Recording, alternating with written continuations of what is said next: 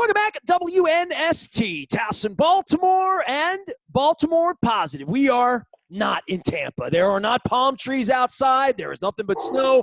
But we're getting by virtually. We're going to hang out with Akbar Gbajabiamila from American Ninja Warrior. You know, I've had you on so many times, and because I'm home this year, we're not together in Tampa, I really felt like I should have busted out the picture of me and my wife and your brother at the Ed Block Courage Awards back in 2000. I think it was 3. Your brother was a winner. How's your brother doing? I never ask about him, man. Yeah, he's doing good. Wow, you went back to the 2003. You know, that was my rookie year. Boy, it's been 17 years since, or actually 18 years now since my rookie year, which makes me think, you know, we're talking Super Bowl. Think that even before I got to the league, Tom Brady was still in. It feels like that was so long ago that I was a rookie, and I can only imagine what Tom Brady must be feeling like being in the Super Bowl, 20 years in the league. Like, man, like, I wonder if he even thinks back to his rookie year, if he could name, you know what would be a fun game to play with Tom Brady? Oh, I should so do this. This is a great idea. I should get him a roster or a picture, team photo from his first year and see if he could name them. Somebody's going to steal my idea before I could even get to Tom Brady. See, name the guys on the team and see how well he does. I had a problem. We had the 20th anniversary of the Ravens team, and I had a local reporter, buddy of mine. I'm not going to out him. He was trying to find every member of the team. He asked me for 2 phone numbers, and I'm like, you sure those guys were on a team? You know what I mean? For 20 years, man. I feel like I knew everybody on the Ravens. You're here for experience. You're obviously everywhere you go, you take Ninja Warrior, with you, as part of. First things first, I mean, do you wish you were out there playing, or are you happy you're making a living this way? This seems like a pretty good gig you got, man. I mean, you're traveling around, doing American Ninja. You keep this job for life. You don't have to break your ankles doing it. It's good, right?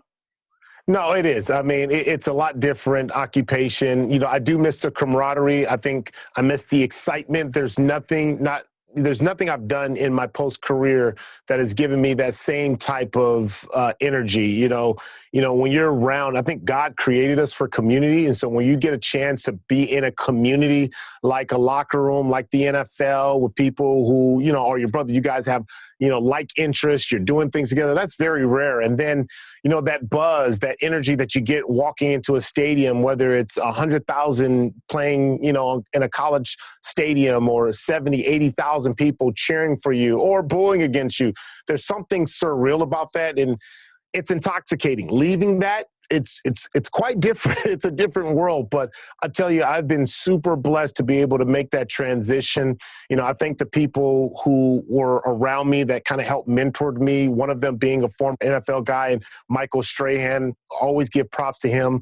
I remember when he was doing the Kelly and Michael show, he had me come out and shadow him. He's like, man, you're the first person that even called and asked if you could. I was like, well, you did the boot camp, didn't you? I mean, I remember when the boot camp came along. I mean, Bart Scott went to boot camp, as I remember, when he was here in Baltimore. And that was a big part of what the league was trying to do to make sure they didn't have a bunch of dumb jocks on the air. They wanted to have broadcasters as part of this for all of you, right? Well, yeah, absolutely. And I think the broadcast boot camp was huge. And what I realized is it's not that the athletes are dumb jocks.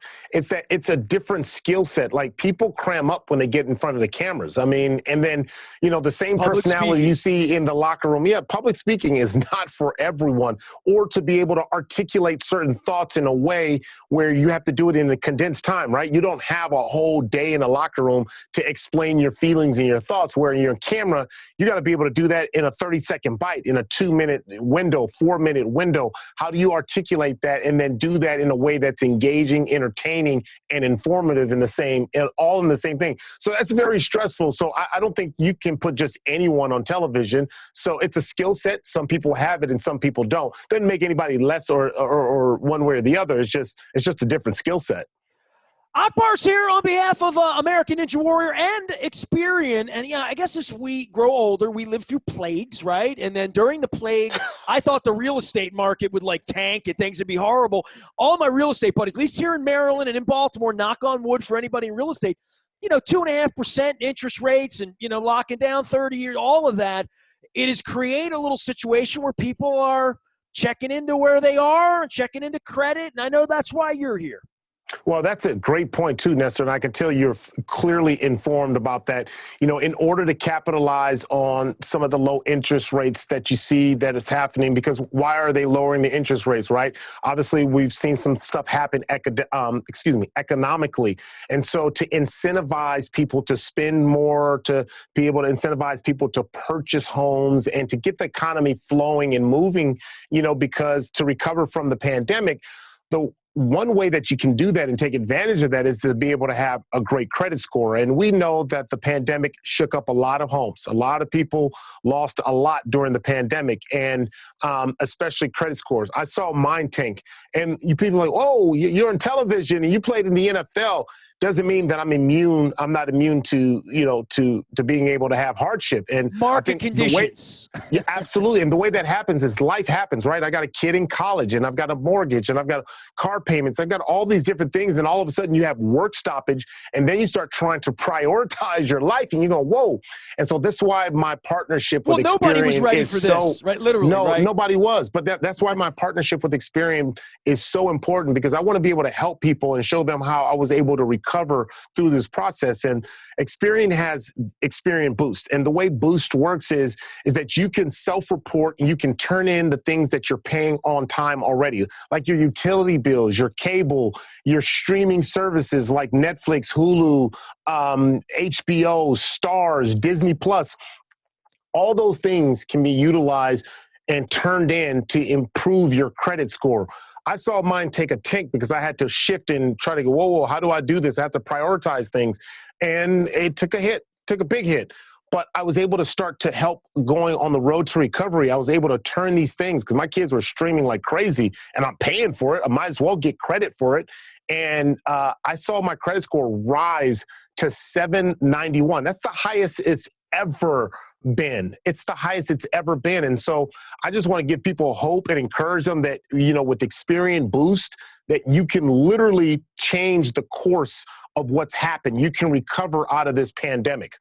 Everybody like to get 0.25% or 0.5% off the edge of their mortgage, right? Or their car payment or anywhere. And, right. And you got to have good credit for it. Matters. It matters. Yeah. Akbar's here. Give me a little American Ninja Warrior update. I mean, you guys worked through mask and worked through no fans. You worked through all sorts of stuff. Where are you right now? Yeah, well, we had the Ninja Bubble last year. We were the first show during NBC to shoot in the pandemic. And so we learned a lot. We created this Ninja Bubble. We were able to shoot 8 episodes in a safe way. We followed all the protocols according to the CDC guidelines, and we're back again for season 13. Weren't you guys in domes? When I put it on last year, you were in a dome at one point, maybe somewhere? Yeah, we were in St. Louis. We filmed it in St. Louis, and this is where they had the greatest show on turf when the St. Louis Rams used to play. It was an 80,000-seat stadium, but it was just us, the competitors, no fans. And, we had to create a very strict bubble in order to pull off this season. We're back at it again. We're taking it on the road. And, we're going to be following all the protocols again. So we're super excited about that, and being able just to find a rhythm to be able to shoot in this new environment. Hey, I appreciate you taking time to come by. It's always good to visit with you. Stop by off-season here, and maybe Tom Brady will have another ring. I think he's running out of fingers right at this point. But right. It's a pretty good football game, though. I mean, this is – if we can't be in it, to me, having, the young gun and the gun, this is a good way to spend a Sunday night if we can't be in it. All right. Well, cool. Well, go Chiefs. I think they're going to win the Super Bowl. See you soon. Akbar Gbajabiamila joining us here from American Ninja Warrior on behalf of our friends at Experian. Make sure you check out your boost and get your credit score all taken care of. We're not a Radio Row, but we're doing it virtually. Next week, a bunch of Hall of Famers here from all of our Radio Rows. I am Nestor. We are WNST.net, AM 1570, Taos in Baltimore. We never stop talking Baltimore positive.